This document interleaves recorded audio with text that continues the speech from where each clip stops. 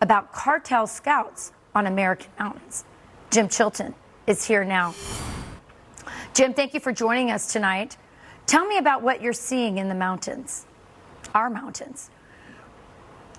My ranch, it has 5.5 miles of the international boundary, and I have 5 motion-activated cameras. So what I'm seeing is thousands of people coming through dressed in camouflage, carpet shoes, and backpacks.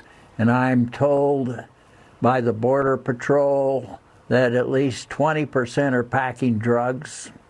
3,050, that means 2,400 are coming through and getting through. The Border Patrol apprehends only about 20%.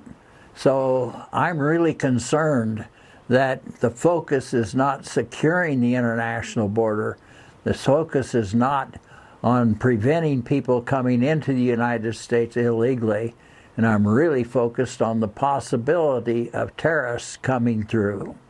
Well, sure. I mean, there have been a record number of known terrorists who have come across the border since Joe Biden was in office. So you alerted Border Patrol. Has the FBI reached out to you in any way, shape, or form? No, the FBI hasn't, and the Border Patrol are good guys. Their problem is they've been directed to process people. I haven't seen a Border Patrol agent on my ranch for over 3 months. The border is absolutely open, and the places like Sassabee and Nogales and Lukeville, they're processing people, and they essentially are decoys. Right.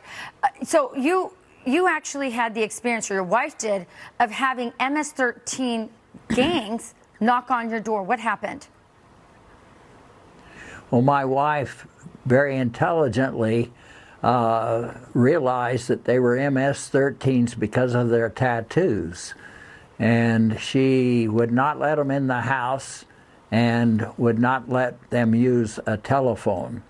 And she politely asked whether they were hungry, and they said yes. So she made some sandwiches and passed them on, and they had a picnic lunch on our picnic table, and then they went on to yeah. Well, it's really awful. It's really awful. Well, I'm sure that must have just terrified you when you came home and found out your wife just gave a bunch of gang members lunch on your picnic table. But you're right. This is absolutely intentional. Thank you for alerting us for what's going on. We hope that law enforcement will do more. But sadly, it doesn't look like they will. Yeah, well, an old cowboy like me wouldn't give you a bum steer. Jim Chilton, thank you for joining.